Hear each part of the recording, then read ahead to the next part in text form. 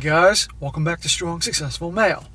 So for today, I'm going to be doing part 2 to the story I was covering earlier, and since you guys obviously all saw this, I don't need to do a big recap, but where we left off, it's all about the part where obviously things were going downhill. The guy was suspecting his wife was cheating, and he got the email from his wife at work saying, I want a divorce. We're going to pick up where things left off, where things have been going bad. Now things are going to start turning around for our guy, and he ends up on a high note, a very high note. It continues. Now here's the part that still gets me. Throughout all this, I was too scared to stand up for myself. But what really got to me, what changed me completely, wasn't that she cheated, but that she couldn't even ask for a divorce in person. Exactly. She had to wait until I was at work and email me. That was the last straw. You know, they say men just shut down, like something inside them dies. That's exactly how I felt. I was completely numb. I replied with one word answer, okay. She's probably expecting you to melt down. You didn't give her the satisfaction. Good for you. Then I called my boss and spilled everything.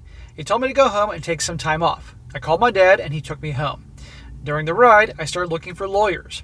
I found out I could leave without it being seen as abandoning my son, considering my circumstances and visual disability.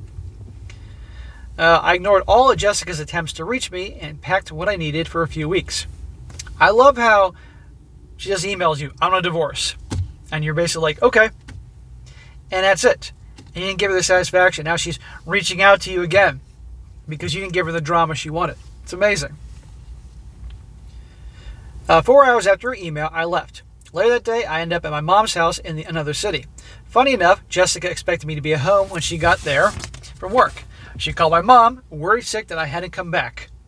Worried sick? You just said you want a divorce. That was the first and only time I heard my mom lose it with someone. Let's just say Jessica never called her again after that. Good for your mom. This is the mom who really took Jessica in because Jessica's mom died when she was young. I mentioned that earlier. The next day I found what I believe is the best possible lawyer for cases like mine. She wasn't just any lawyer. She was a woman who had gone through a divorce herself after her husband cheated on her. So she took my case personally. It was an absolute slaughter. She had one condition for taking my case. I had to do a paternity test. Since I was planning on it anyway, I agreed. I already knew my son was mine because of a rare birthmark that runs in my family. But hey, you never know. The test confirmed what I expected. My son is indeed mine. Well, thank God for that, man. I mean, aside from all the shit you've been going through, then to find out your kid isn't yours. I kept the paternity test to myself, seeing it as nobody else's business.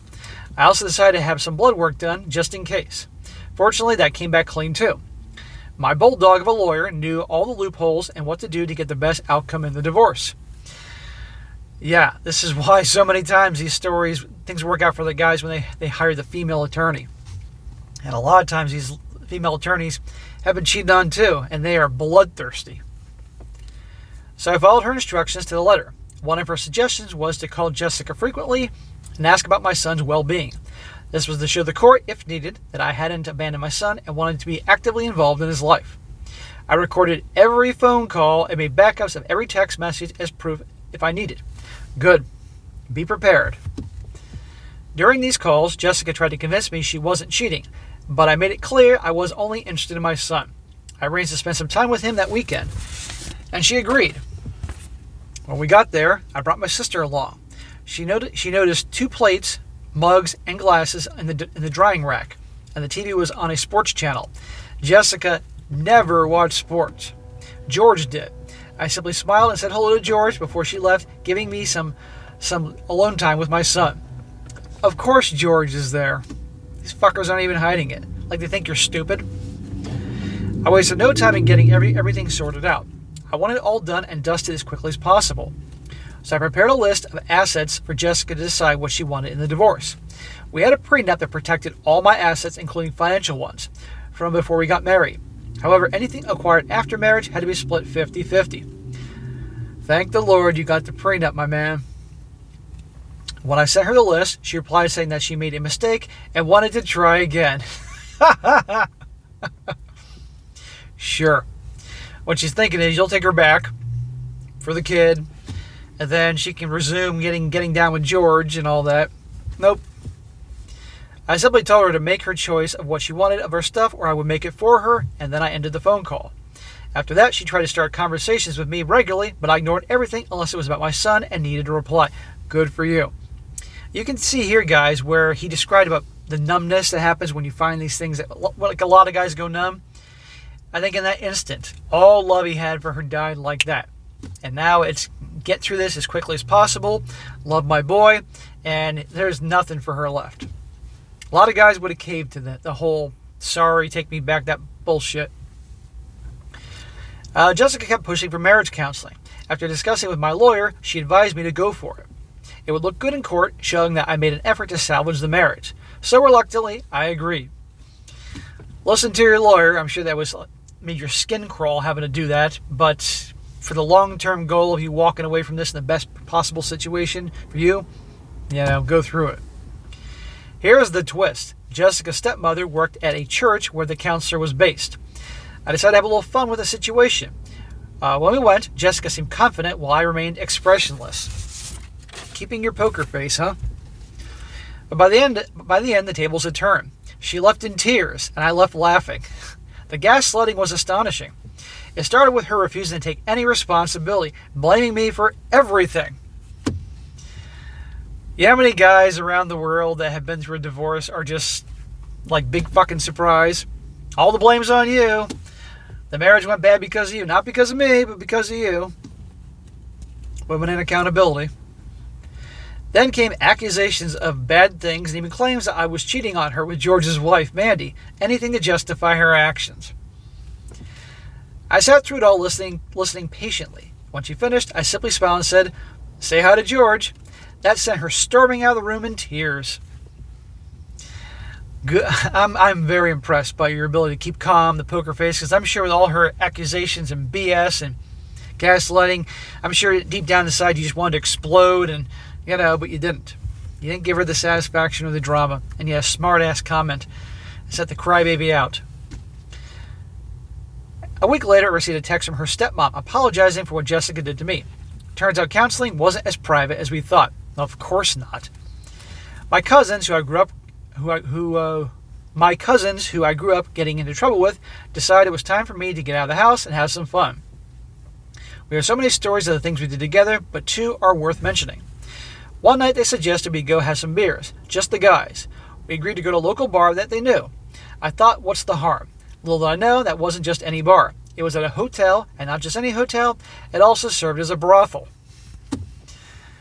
So there I was, clueless as ever. Remember, I can't see where I am. When a girl comes over and starts hitting on me, touching my arm and commenting on how she likes blonde guys, really laying it on thick. It was out of practice, so I made what I can only call a pathetic attempt at flirting back. But when she didn't walk away and seemed more interested, my confidence grew. Before I knew it, I was Mr. Indifferent again. The guy was before I lost my sight. Unfortunately, the date didn't go any further. When she told me her hourly rate, I'm not interested in that at all. For a guy who, back in the day, had no problem, who was essentially a pussy magnet, it's like, bitch, I'm not paying. You can pay me for my company. My cousins couldn't stop laughing, and we left. Eventually, they told me they took me there knowing that one of the workers would start flirting with me, and regardless of how bad my attempts were at flirting back, she wouldn't walk away. This would help boost my confidence, and I have to say it worked. I don't know why, but I'm picturing your cousins, obviously rascals. I'm picturing like the Weasley brothers from Harry Potter. Yes, I watched Harry Potter and read most of the books. George and Fred, I'm talking about, rascals. That's what I'm picturing here. The second noteworthy event happened when I had to collect my things from the house Jessica and I shared. She spent the day at her dad's place, which I found out later was George's, while my cousin and I packed up my stuff. During the process, my cousin found a contact lens holder in the bathroom. He was surprised because he didn't know Jessica wore contacts. I told him she doesn't, George does. It was clear they weren't happy about what they meant. Afterwards, some interesting things may or may not have occurred. Jessica complained of stress-related hair loss. It might have been due to accidentally using hair removal cream that fell into her shampoo. Additionally, George may or may not have experienced eye irritation from wearing the contacts. I'm not entirely sure, but the guys were very helpful when they filled the contact lens holder with their own solution to keep the lenses moist. They were sabotaging all their stuff. Again, the Weasley brothers. Fun fact, vodka doesn't have a strong smell. But again, I'm not confirming or denying anything, just stating the facts. Yeah, you're all drinking. Skipping ahead 6 months, during that time, I spent every other weekend with my son, working out to lose weight, got a promotion, and had some fun nights out with my cousins.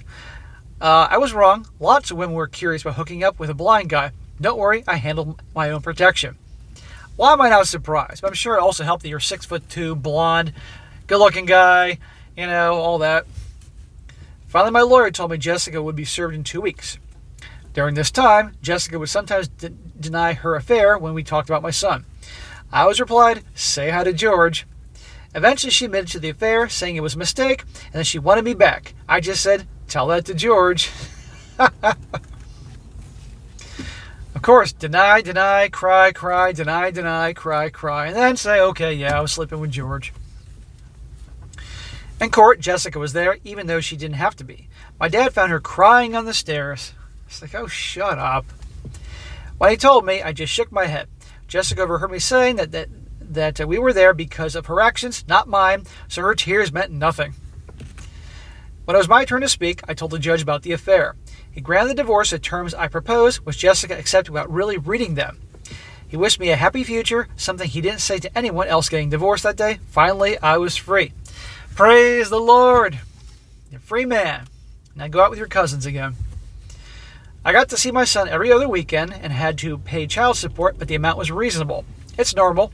I knew I'd only get custody if negligence could be proven, which wasn't the case. So I accepted being a part-time dad, though it wasn't what I wanted. As for the rest, Jessica was so infatuated with George at the time, the terms that were proposed, that she didn't really read them. She just wanted a new start of life with him. I got to keep everything I had before our marriage as per the prenup. Awesome, bro. She's so infatuated with George, the freaking Chatter Tyrone, that wasn't doing much her homework, or her lawyer wasn't doing the homework to see that she probably could have gotten a better deal. Joke's on her. Plus, she agreed not to claim anything on any financial asset I acquired afterwards. Whoa, are you serious? After you got married, everything afterwards, she didn't want anything? She really was eager to get out of that so she could be with good old George. Additionally, she was responsible for her own debts, and I for mine. Since she had more debt than I did at the time, she ended up losing out. Perfect. We didn't own any property, and the car she drove was in my name, so she had to buy a new one for herself. I sold that car and added what I got for it in one of my investments. While Jessica never knew was that my net worth was fast approaching 7 figures at the time, and today it's well over that. She could have claimed some of it, but as my lawyer advised, I didn't say anything. I let her sign while she was in love, knowing she would regret it later. Guys, once again, listen to your lawyer. There you go. Now, I'm sure a lot of people are saying, how in the hell you had that kind of money that young? But obviously, I don't know about your family or anything like that, but you obviously worked hard, worked smart. You obviously, because you had skills and went for things, made a lot of money, saved a lot of money, invested in the right places, right time. I mean, this is probably during the, since it sounds like you're in your, I believe you said mid-30s or so, your prime investing time was the last decade, and that was definitely a good time to be in the financial markets prior to 2020. So, yeah, that's possible. It says here, it turns out Jessica, my bad. Lastly, Mary, her stepsister, also got divorced. What a surprise. Her ex-husband, let's call him Peter, got in touch with me and decided to spill the beans about what he was told and saw during their time. Turns out Jessica had the affair with her dad's approval. The same, her father that was an a-hole to you. He covered for her when she wanted to see George, promising to tell me she was at his place if I asked. The reason? At the time, George made more money than I did. It wasn't her first affair either. There had been others before George. Later, I found out that her dad also cheated on her mother. So I'm going to read this again. He said here, at the time, George made more money, and it wasn't her first affair. So, turns out Jessica was cheating on you before George. The perfect Jessica all along, who was amazing to you and blah, blah, blah. She was a master manipulator, master liar, master covering her tracks. I'm sorry, man. It's amazing that your son is actually yours. I found out that her dad also cheated on her mother. George and Mandy got divorced. Shortly after, Mandy called me and blamed me for not controlling my wife. She's blaming you for her husband cheating with your wife like that's what you really wanted? Of course. George would never do that to me. It's all your fault. Again, no accountability. I just laughed and hung up. I wasn't going to listen to that garbage. Good. Don't give her the drama. As for George, he tried to reach out to me on Facebook, apologizing for what he did. I'd be like, kiss my ass. His words were something like, I know you blame me for your divorce, so I want to apologize. Can you please call me so we can put this behind us? I never replied and I blocked him. I don't know where he is today and I do not care. You know, in a weird effed up way, he did you a favor because you could have been with Jessica for far longer and he would have kept cheating with her and all that. But then again, it did sound like, you know, she requested the divorce after he was getting divorced from Mandy. Who knows? But he's a piece of shit. But I mean, at least not after too long being married to Jessica, this all happened and you can move on. I try to find the silver lining, guys. He says, Jessica hasn't had a serious relationship as far as I know. Now she's a 36-year-old single MOM with her TikTok channel, making a complete fool of herself by lip-syncing to whatever she can find. To each their own, not my monkey, not my circus. Shocker. Yeah, her prime is over while your prime is just beginning, my man. He says, here I am at 36 years old feeling better than ever. I'm in great shape and health. I built up enough wealth to retire soon if I want to. But let me guess, you probably won't because you enjoy the challenge of a new career, making something of yourself, and building that wealth.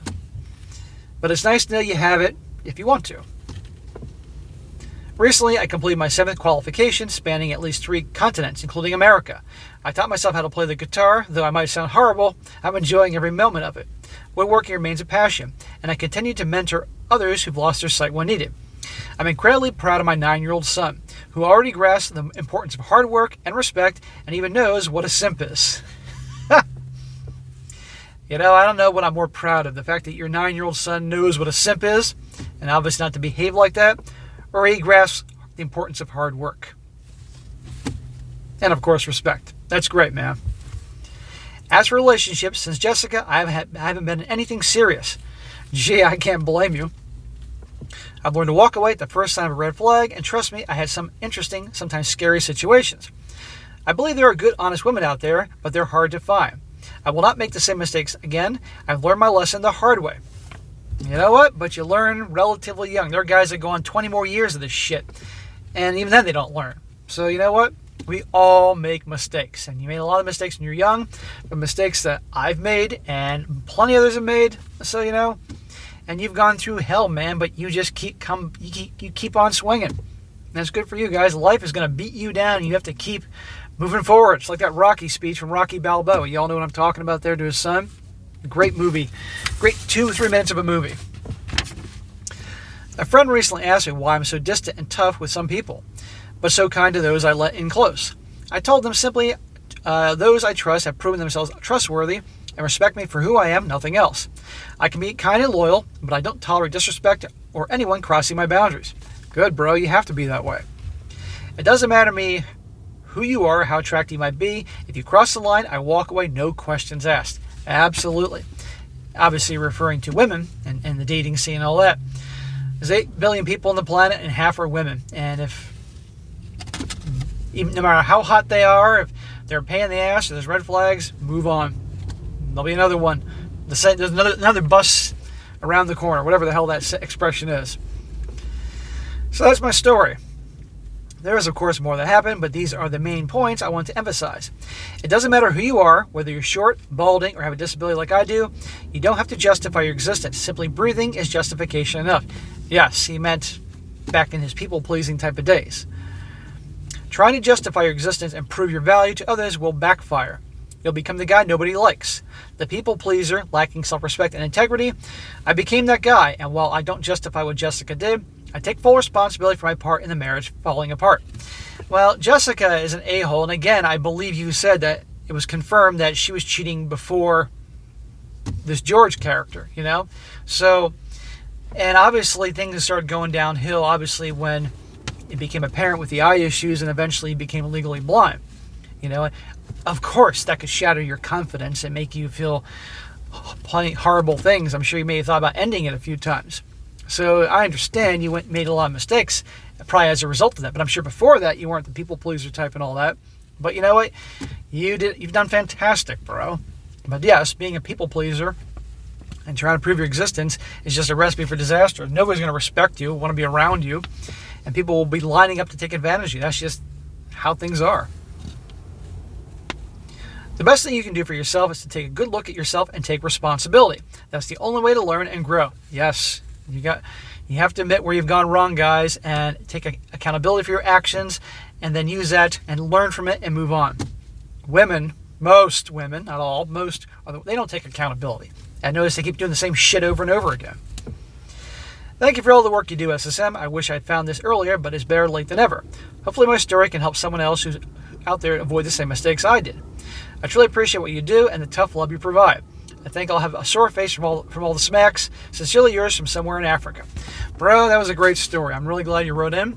And your story definitely will help some people out there. You know, you've been through a lot of hardships and you persevered.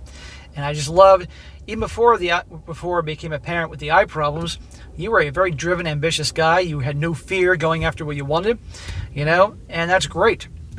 And I especially respect at an early age, every month, every paycheck, you're putting money away and investing it for the long term, you know. That's great. Guys got to do that early on. And congratulations on your son and teaching him the value of hard work, respect, and not being a simp. And hopefully, you know, I can only imagine the stories that kid's going to tell you about his mother. And I find it hilarious. Jessica's in her mid-30s, making stupid-ass TikTok videos for attention and all that. And I'm sure her looks have gone bye-bye. But here you are. And you're in your freaking prime, dude. You're loaded. You're doing well. You're happy. You're in good shape. You got it made. But you're also, trust me, I'm sure a pussy magnet. So be careful. And it sounds like you are, and you've learned your lesson. You're very wise, but still, be careful. Life has a way of always testing you. So great job, bro. You're an inspiration to us all. I salute you. All right, guys, that's it for today. Be sure to comment down below. Let me know what you think about this. Give this guy a shout-out for really all the crap he's gone through and persevering. And also give him a shout-out that he's doing great in life. And it's I can't think of the word, but the point is it's definitely a good thing to hear. And be sure to like the video, share with your friends, and subscribe. And I'll catch you next time.